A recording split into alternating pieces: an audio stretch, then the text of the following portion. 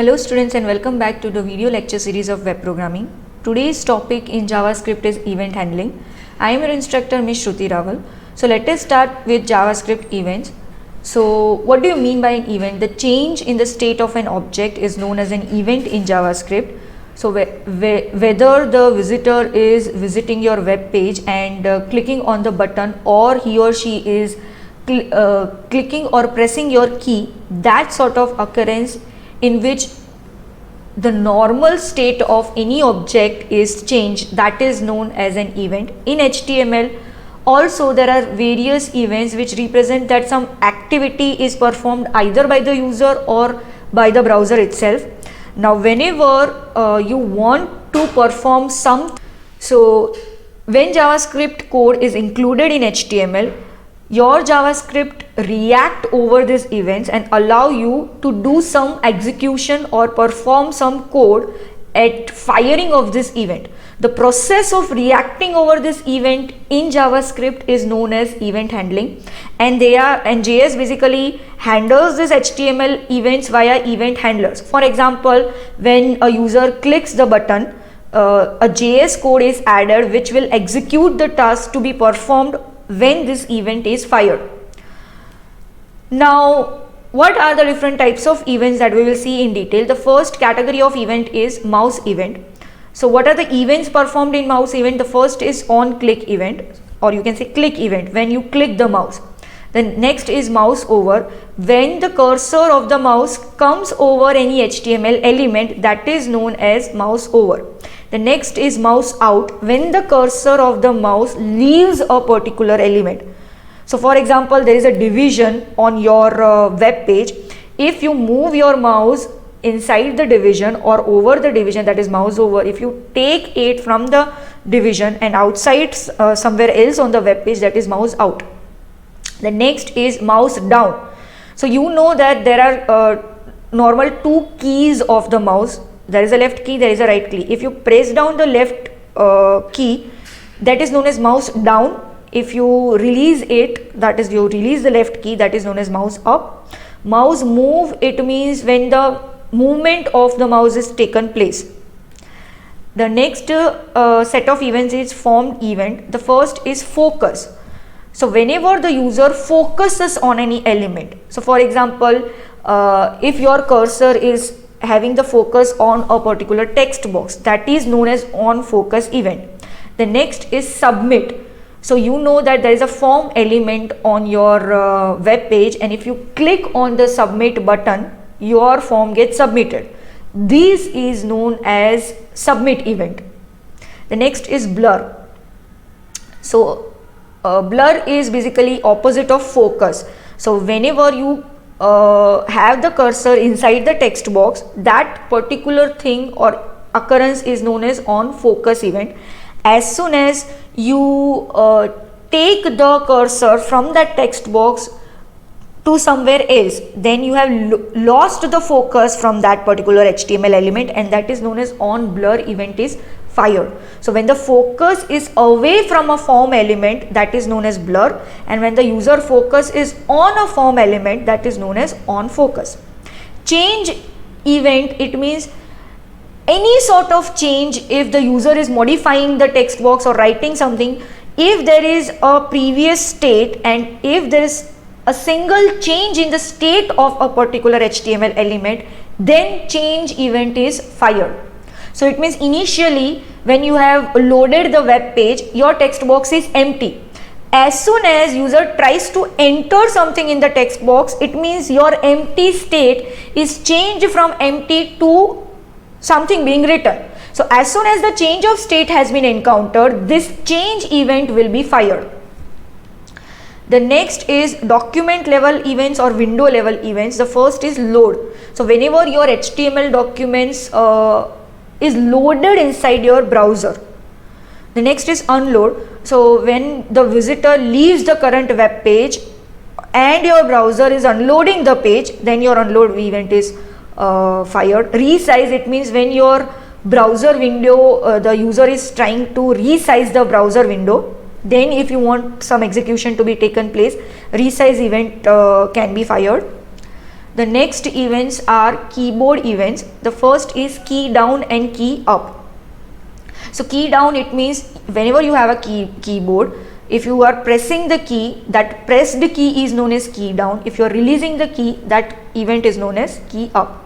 Okay, so these are the different types of events that can occur in HTML, and you can apply JavaScript event handler to these particular events. Now let us see some programs related to JavaScript event handling. So here you can see that I have one HTML page. Inside that I have first let us see what happens inside the body of your HTML document. You have a heading, you have a paragraph in which you have given id is equal to demo, you have a button. Inside button you have on click event attribute, right? This we have used many times, so you are aware about what is on click. So that is basically clicking the mouse button. So this is one of the very famous events that has been fired multiple times in almost all the web pages. No web page is being created which does not have on click event attribute. So for this button I have this on click event attributes, and inside that I am calling a function called alert fun. So what will happen, as soon as I click on the button, this function will be called, and whatever I have written inside the function, that code will be executed. Let us see what I have written inside alert fun. So here inside this function again I have a JavaScript, and inside the script tag I have a function called alert fun. Inside that function I have just have alert. Okay, so this will happen, that is as soon as I click on the button, an alert box I will get. The next thing that I have is I have a paragraph, and inside the paragraph I have this event handler attribute on DBL click. So if you want the event handler to be fired when you double click, the event handler attribute name is on DBL click, not on double click. Double is not spelled fully, it is DBL. So here I have called another function test alert. So what will happen, here it is written, hey, read the instructions carefully. I will get another alert, but only when I click it 2 times, that is I'll double click it. Okay, also I have given style to this paragraph. So let us run this code and see what happens.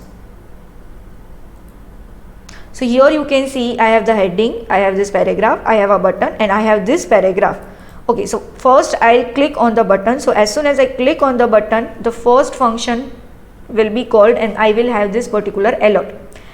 Okay, and if I click on this paragraph, you can see here it is written do not click 2 times. If I click on it, I'll get another alert.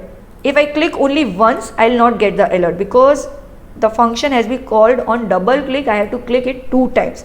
Right. So whatever event handler attribute you are specifying to the HTML tag, that particular event will get fired. Okay. Let us see another program. So here you can see I have another program. Inside that HTML body, I have heading, I have 2 paragraphs. Okay.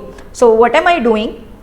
In the second paragraph, I have called this event handler attribute on mouse leave. So whenever you are focusing the mouse or taking the mouse over this paragraph and then you are leaving the mouse outside of that paragraph, your function alert fun will be called, and inside alert fun I have one alert, that is mouse event agar. Let us run this code and see how does this happen.